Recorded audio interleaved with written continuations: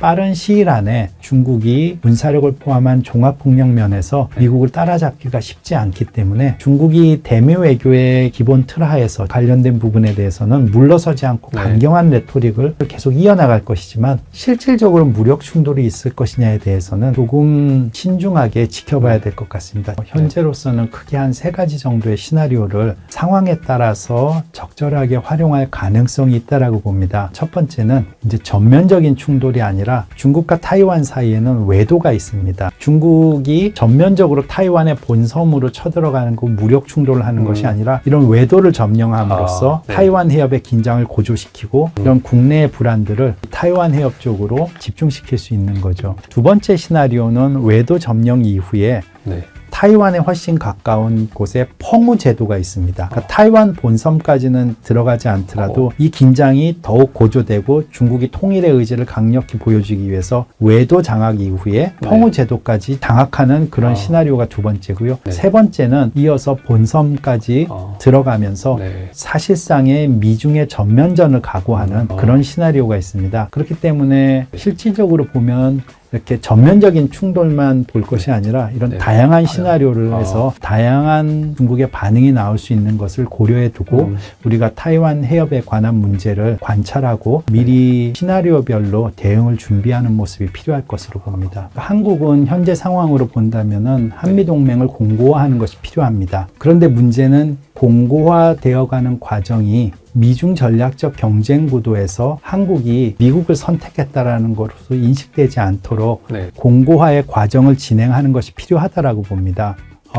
이런 기본 틀 하에서 한미일 지역안보 협력 체제는 분명히 필요하다라고 봅니다. 북한의 핵과 미사일 능력이 고도화되고 있고 또 실제로 한반도의 정세를 긴장시키는 모습들을 보여주고 있기 때문에 이에 대해서 억제력을 갖는 것이 한국 정부로선 당연한 대응이고요. 또 이 억제력을 효과적으로 하기 위해서 한미동맹에 이어서 필요하다면은 한미일 지역안보협력 체제를 강화하면서 억제력을 갖추는 것은 분명히 필요하다라고 봅니다. 또 중국이 한반도 통일 문제라든가 이 한반도 비핵화에 대해서 많은 역할과 협력을 해줄 것이다라는 생각을 가지고 사실 지난 문재인 정부 시절에 5년 동안 많은 시도를 해봤습니다. 그렇지만 성과가 미미했다라는 것이 대체적인 전문가들과 학자들의 평가예요.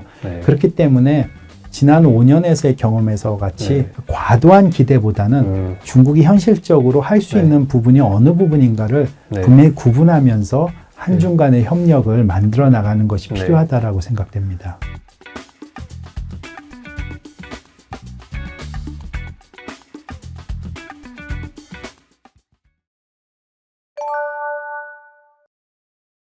사실 시진핑 3기 임기 내에 대만을 정말 침공할 수 있다 뭐 제기를 했고 그게 단순히 보고서뿐만 아니라 뭐 미국 수뇌부나 유럽에 있는 뭐 싱크탱크 이런 데도 다 그렇게 주장을 하니까 체감이 조금 되는데 교수님이 보시기에는 시진핑 3기 또는 뭐 그 이후라도 정말로 중국이 침공을 대만을 무력으로 복속할 가능성이 얼마나 된다고 보시는지 궁금하고요. 우크라이나 전쟁이 지금 장기화되고 있는데 이 전쟁이 중국의 그 대만 정책, 그냥 복속을 포함해서 어떤 변화를 가져오고 있는지 궁금합니다. 먼저 대만 문제에 관해서는 지금 긴장 고조가 많이 되고 있는 건 사실이고 충돌을 얘기하는 전망들이 많이 나오는 건 사실인데 개인적으로는 당분간은 수사학적으로는 충돌이 많이 강경한 모습이겠지만 실질적인 무력 충돌이 일어날 것인가에 관해서는 조금 더 차분하게 지켜봐야 될 것 같습니다. 자세히 말씀드리면 먼저 2025년을 주장하는 학자들이 많았습니다. 왜냐하면 2024년에 타이완에 총통선거가 있습니다. 거기서 다시 민진당 소속의 후보가 총통으로 당선되면 중국이 더 이상은 타이완에 독립 성향의 지도자가 나타나는 것을 용인하지 않을 것이다라고 해서 2024년의 총통 선거의 결과를 보고 2025년에 중국이 행동을 취할 것이다라고 보는 학자들이 많이 있었습니다. 또 최근에 와서는 2027년을 두고 얘기하는 학자들이 많았습니다. 왜냐하면 2027년은 21차 중국 공산당 전국 대표 대회가 있는 시기입니다. 만약 시진핑 주석이 3년임에 이어서 그 시기에 4연임에 도전한다면은 이 타이완 통일 문제는 매우 강한 정치적 명분이 될 수 있습니다. 네네. 개인적으로 본다면은 결국 빠른 시일 안에 중국이 군사력을 포함한 종합국력면에서 미국을 따라잡기가 쉽지 않기 때문에 중국이 대미 외교의 기본 틀 하에서, 즉 주요 현안, 타이완처럼 주권 영토 통일에 관련된 부분에 대해서는 물러서지 않고 강경한 레토릭을 계속 이어나갈 것이지만 실질적으로 무력 충돌이 있을 것이냐에 대해서는 조금 신중하게 지켜봐야 될 것 같습니다. 근데 그 대만 카드를 활용한다는 건 결국 침공을 하든 뭐 점령을 하려고 한다는 걸로 이렇게 이해를 해야 되나요? 아마 시나리오를 다양하게 가질 수 있는데요. 현재로서는 크게 한 3가지 정도의 시나리오를 상황에 따라서 적절하게 활용할 가능성이 있다라고 봅니다. 3가지 시나리오는, 첫 번째는 이제 전면적인 충돌이 아니라 중국과 타이완 사이에는 외도가 있습니다. 중국이 전면적으로 타이완의 본섬으로 쳐들어가는 거 무력 충돌을 하는 것이 아니라 이런 외도를 점령함으로써 타이완 해협의 긴장을 고조시키고 이런 국내의 불안들을 타이완 해협 쪽으로 집중시킬 수 있는 거죠. 두 번째 시나리오는 외도 점령 이후에 타이완에 훨씬 가까운 곳에 펑우 제도가 있습니다. 펑우 제도는 타이완 본섬에 훨씬 가깝습니다. 그러니까 타이완 본섬까지는 들어가지 않더라도 이 긴장이 더욱 고조되고 중국이 통일의 의지를 강력히 보여주기 위해서 외도 장악 이후에 펑우 제도까지 장악하는 그런 시나리오가 두 번째고요. 세 번째는 이어서 본섬까지 들어가면서 사실상의 미중의 전면전을 각오하는 그런 시나리오가 있습니다. 그렇기 때문에 실질적으로 보면 이렇게 전면적인 충돌만 볼 것이 아니라 이런 다양한 시나리오를 해서 다양한 중국의 반응이 나올 수 있는 것을 고려해 두고 우리가 타이완 해협에 관한 문제를 관찰하고 미리 시나리오별로 대응을 준비하는 모습이 필요할 것으로 봅니다. 만약에 정말 뭐 그런 식으로 전면전에 가깝게 침공을 한다고 했을 때 싱크탱크나 이런 데서 분석하기에는 주일 미군은 거의 100% 동원돼서 일본이 참전할 수밖에 없다고 분석을 하고 있고, 관건이 되는 게 최근 보니까 한국이 참전을 하냐 여부에 따라서 당락이 결정된다, 이런 분석이 한번 있더라고요. 주한미군이야 당연히 미군이니까 자기들이 우리가 원하지 않더라도 참전을 할 텐데 한국이 어느 정도 여기에 관여를 하냐에 따라서 당락이 결정된다. 교수님이 보시기에는 한국이 그냥 시나리오겠지만 어느 쪽에 입장을 취하는 게 우리나라 국익에 가장 알맞을 거라고 생각하실까요? 우리의 입장은 사실상 시나리오별로 대응 준비를 하는 것이 맞고요. 또 실제로 그 상황이 일어났을 때 미국과 중국을 포함한 주변 관련 국가들의 상황이 어찌한가에 따라서 대응이 달라질 것으로 봅니다. 즉 만약 정말로 타이완을 놓고 전면 충돌이 나타났을 때 어떤 결과가 나올 것이냐는, 지금 보면은 미국이 군사력으로 앞서 있고 그렇기 때문에 주일 미군이라든가 주한 미군의 움직임에 대해서 예측할 수 있는데요. 만약 타이완과 한반도에서 동시에 긴장이 고조되고 무력 도발이 일어난다면은 한미동맹은 우리 국내 여론에 의해서라도 한반도 정세 안정을 우선할 수밖에 없고요. 나아가서는 그 심각한 정도에 따라서 미일 동맹도 타이완 해협과 한반도 정세에 대해서 힘이 분산될 수밖에 없을 것으로 봅니다. 이와 관련해서 중국이 많이 노력해왔던 미국의 힘의 분산에 관한 실질적인 노력 중에 하나로 작년 2022년 4월 19일 날에 중국 정부가 남태평양 제도국가 중에 하나인 솔로몬 제도와 안보 협정을 맺었다라는 걸 발표했습니다.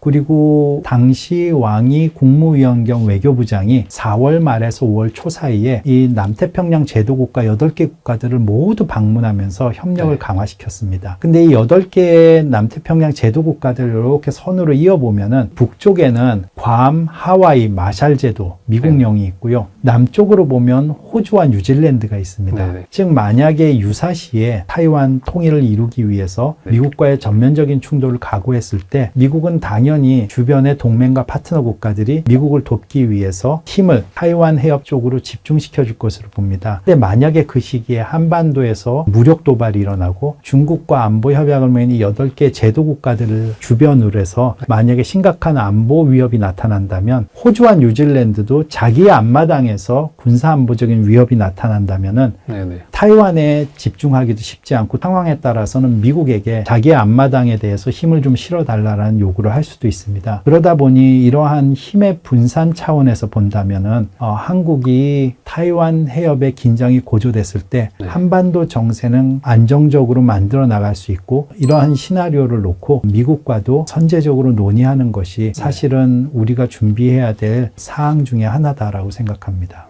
한국이 사실 미중 사이에서 특히 한미 동맹의 근간이니까 미국과의 긴밀한 소통이라든가 협력이 되게 중요하다고 다들 말씀하시는데 우리나라의 외교 전략 관련해서 안미 경중이라든가 전략적 모호성 이런 말이 오랫동안 회자돼 왔는데 이게 유효기간 지났다는 분들이 사실 많더라고요. 이게 근데 미중 경쟁이 심화될수록 한국은 사실 선택 압박에 직면할 수밖에 없다고 생각이 되는데 교수님이 보시기에는 우리나라가 어떤 선택을 지금 하는 게 바람직하다고 생각하시는지 궁금합니다. 예. 안미 경중을 할 때는 사실 미중 사이의 협력이 잘 이루어지고 있었고, 물론 네네. 그때도 갈등이 있었지만은 관계가 원만했고 협력이 중시되는 시기였습니다. 그러다 보니 한국의 입장에서는 한미 동맹을 중심으로 안보 이익을 미국으로부터 받고 네. 중국과는 경제 협력을 통해서 중국으로부터의 경제 이익을 확대시키는 것이 우리 국익에 맞았습니다. 그 이후로 중국 전문가들이나 중국 측에서는 한국이 돈은 중국에게서 벌면서 동맹은 미국하고만 한다라고 하면서 네네. 이런 부분에 대한 또 지적이 계속해서 나타났습니다. 사실 네네. 그때부터 한국은 점차 안미 경중의 기본 틀에서 그러니까 네. 이 부분을 수정할 준비를 미리 시작하는 것이 옳았었다라고 생각이 됩니다. 네. 그 이후에 점차 미중 전략적 경쟁이 심화되고 네. 안미 경중의 틀로는 한중 관계에서의 원만한 관계를 유지하기가 네. 점차 어려워진 것이 사실입니다. 네네. 그러다 보니 한국에선 전략적 모호성 얘기가 많이 나왔습니다. 네네. 네. 아직은 군사력을 포함한 종합국력에서 앞서는 미국이 지금의 규범과 질서의 체제에서 본다면은 중국이 종합국력의 발전 속도가 훨씬 빠르기 때문에 지금 규범과 질서를 가만히 두면은 결국은 어느 시기에 추월당하게 되고 미국이 패권적 리더십을 놓치게 될 것이다라는 것입니다. 전후 질서는 미국에 의해서 미국이 가장 유리하다고 생각해서 만들어 놓은 건데 실질적인 상대적 이익은 중국이 많이 가져가고 미국이 가져가는 상대적 이익이 줄어왔다는 겁니다. 그러다 보니 비록 미국이 만들었어도 현재 규범과 질서로는 추월을 허용할 수밖에 없기 때문에 국제사회 규범과 질서를 새로이 재단하기 위해 네. 미국이 규범과 질서의 경쟁을 하는 거죠. 새로운 규범과 질서가 쓸 때는 우리의 이익과 지분을 확보하기 위한 적극적인 외교를 펼쳤어야 되는데 당시에 모호성을 쓰다 보니까 이런 중요한 시기를 잠깐 놓쳤다라고 볼 수도 있습니다. 그래서 전략적 모호성보다는 전략적 명료성과 모호성을 쓸 현안들을 구분하고 첨단 산업을 포함한 새로운 규범과 질서를 쓸 때 적극적인 외교로서 우리의 이익과 지분을 확보해 나가는 그런 외교가 필요한 시기다라고 생각됩니다.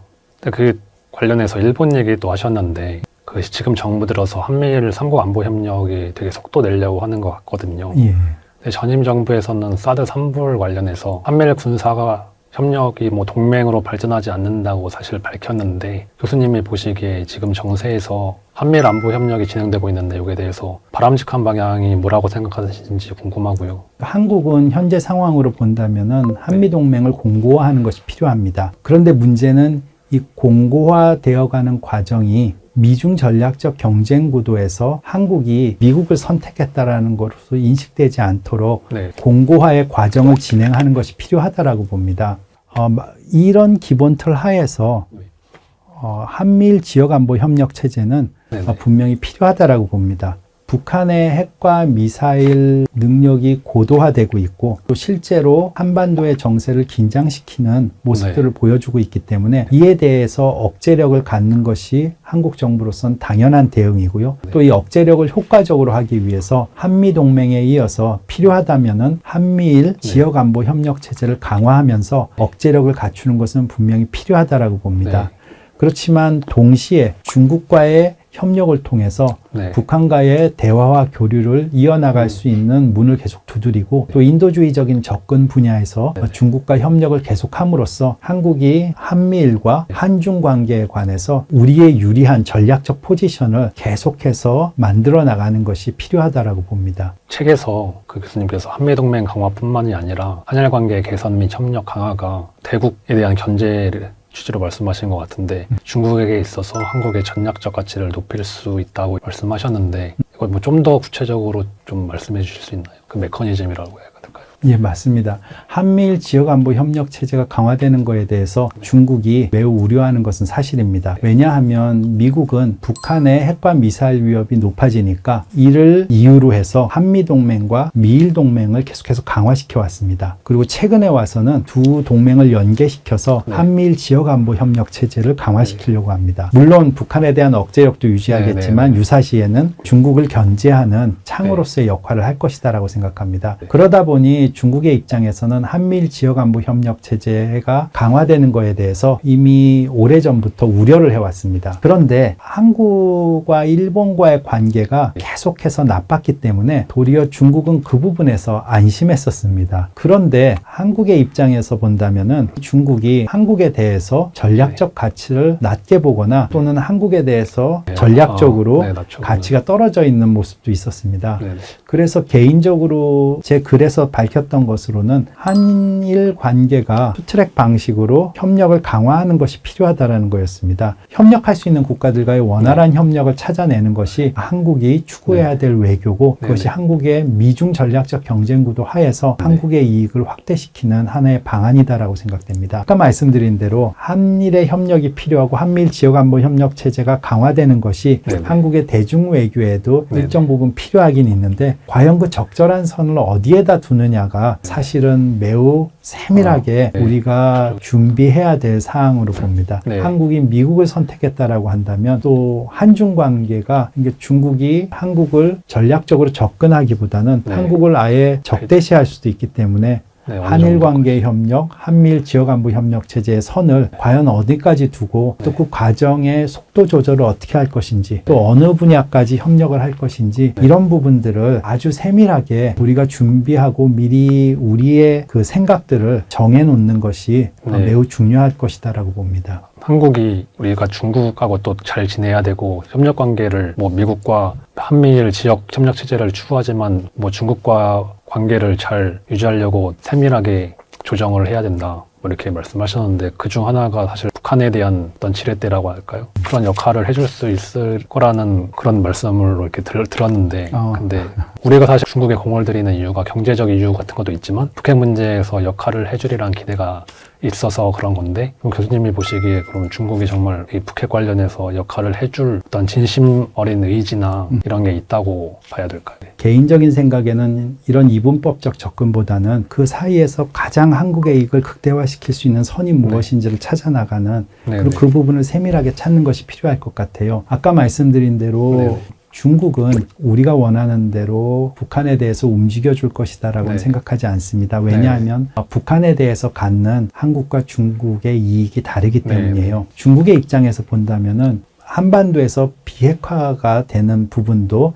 자신들이 원칙적으로는 동의합니다. 그렇지만 북한에 대해서 중국은 북한이 미중 전략적 경쟁 구도 하에서 전략적 완충지대로서의 역할을 하는 것에 더 큰 의미를 두고 있습니다. 그러다 보니까 중국의 입장에서는 한반도 비핵화에 대해서 원칙적으로 동의하면서도 북한이 자체 붕괴라든가 김정은 체제가 흔들리는 것에 대해서는 반대합니다. 그렇기 때문에 한국이 중국과의 협력을 만들어 나갈 때는 한반도 비핵화와 한반도 정세의 안정이다라는 두 가지의 다른 접근을 할 필요가 있습니다. 동시에 한반도의 긴장이 고조되면 미국은 북한에 대한 억제력을 중심으로 한미일 지역안보협력 체제를 강화해 왔습니다. 이것은 중국에게서는 한반도에서의 가지는 전략적 이익의 손실로 나타납니다. 그렇기 때문에 중국도 미국이 한미일 지역안보 협력 체제를 강화시킬 수 있는 명분이 되는 한반도의 긴장을 고조시키는 부분에 대해서는 반대하고 있습니다. 그렇기 때문에 한반도 비핵화와 한반도 정세 안정이라는 두 가지 주제를 구분해서 중국과 협력할 수 있는 부분과 협력할 수 없는 부분을 찾아내야 돼요. 또 중국이 한반도 통일 문제라든가 이 한반도 비핵화에 대해서 많은 역할과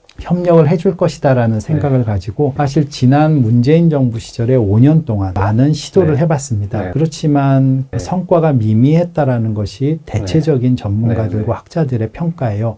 그렇기 때문에 지난 5년에서의 경험에서 같이 과도한 기대보다는 중국이 현실적으로 할 수 있는 부분이 어느 부분인가를 분명히 구분하면서 한중 간의 협력을 만들어 나가는 것이 필요하다라고 생각됩니다. 그래서 지금 해주신 말씀도 좀 연관이 있는 것 같은데 마지막으로 이게 여러 가지로 한중 양국이 어려운 대내외 여건에 놓여져 있는데 어쨌든 한국도 중국도 모두 서로의 관계를 통해 이득을 얻을 수 있는 분야가 있을 텐데 어떤 게 있고 또 어떻게 추구해 나가는 게 좋을지 말씀해 주실 수 있을까요?